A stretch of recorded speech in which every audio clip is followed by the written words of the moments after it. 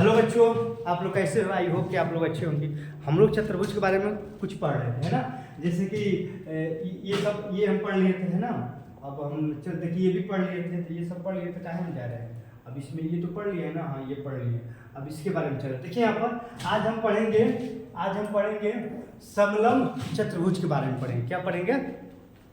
आज हम समलम चतुर्भुज के बारे में पढ़ेंगे, ठीक है ना। देखिए समलम चतुर्भुज, अब इसमें क्या होता है कि समलम चतुर्भुज किसे कहते हैं, पहले तो आप डेफिनेशन समझिए। तो समलम चतुर्भुज को पहले इंग्लिश में देखिए ट्रेपेजॉइड कहते हैं, TRAPEJOID, है ना। तो समलम चतुर्भुज को आप इंग्लिश में ट्रेपेजॉइड कहते हैं। आज समलम चतुर्भुज की अगर आप डेफिनेशन कहें, इसका आप डेफिनेशन दे सकते हैं कि ऐसी भुजाएं जो दो भुजाएं समांतर होती हैं तथा दो भुजाएं तिर्यक होती हैं। समलम चतुर्भुज की आप डेफिनेशन दे सकते हैं कि जिसमें दो भुजाएं समांतर होती हैं और दो भुजाएं तिर्यक होती हैं, ठीक है ना। उसे क्या कहते हैं? समलम चतुर्भुज कहते हैं। जैसे आपका इसका फिगर बता रहे हैं, देखिए इसमें खास कुछ है नहीं। देखिए ये आपका, ये देखिए आपका, ये मान लीजिए कि ये हो गया और एक ये हो गया, है ना। तो यहाँ पर अगर आप चलेंगे तो कहें यार इधर आ, कहें भाग रहा है तू, है ना। देखिए ये भाग रहा है, बताओ ये कहें भाग रहा है? अरे यार, है ना।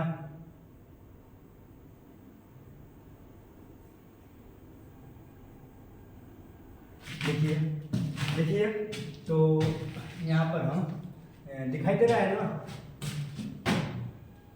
है ना। देखिए दिखाई दे रहा होगा, है ना।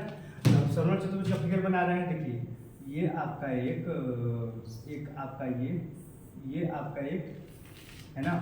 ये आपका एक समलम चतुर्भुज है, ठीक। ये आपका क्या है? आपका एक क्या है बताओ? ये आपका एक समलम चतुर्भुज है। इसका नाम रखिए A, B, C और D। इसमें देखेंगे कि दो भुजाएं समांतर है। ये क्या है आपका?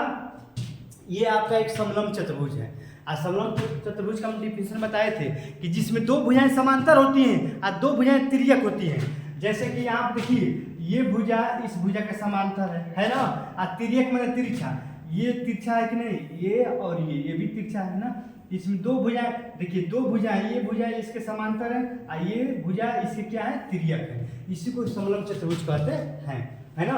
अब देखिए समलम चतुर्भुज में दो भुजाएं समांतर होती है, दो भुजाएं तिर्यक होती है। अगर चाहेंगे इसमें, अगर आप चाहेंगे लंब ले, लंब सीधा आपको एकदम सीधा एकदम 90 अंश कोण बनाना पड़ेगा। हम बताएं कि लंब के लिए 90 अंश कोण होना जरूरी है। यही लंब है, इसी को हाइट कहते हैं। क्या कहते हैं? हाइट यानी ऊंचाई। अब इसके अगर हम क्षेत्रफल की बात करें तो देखिए यहाँ पर लिखेंगे समलम चतुर्भुज का क्षेत्रफल अगर कहें तो समलम चतुर्भुज क्षेत्रफल होता है 1/2 और समांतर भुजाओं का योग। मान लीजिए इसको, इस भुजा को A मानेंगे और इस पूरा को B मानेंगे, तो समांतर भुजाओं का योग A + B और गुणे ऊंचाई यानी बीच की ऊंचाई। यही आपका सूत्र है। तो क्या बात इसमें कहने को लिए नहीं, केवल सूत्र याद कीजिए, इसमें मेनली सूत्र ही पूछता है। और रही बात प्रॉपर्टी, तो कुछ प्रॉपर्टी खास नहीं होती इसमें, है ना। बस ये याद करिए कि ये भुजा इसके समांतर होती है, ये इसके तिर्यक होती है। ये आपका हाइट हो गया।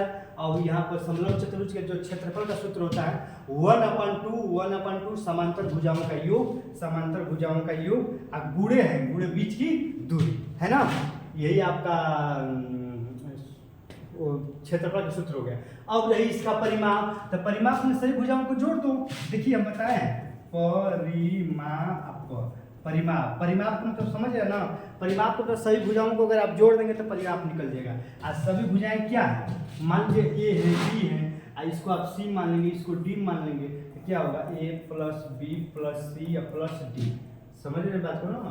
D, ठीक है ना। तो परिमाप आप ऐसे निकाल सकते हैं, ठीक है ना। तो आई होप कि आप समझ गए होंगे समलम चतुर्भुज के बारे में। अब चलिए, अब हम कुछ आगे बता रहे हैं, ठीक है ना।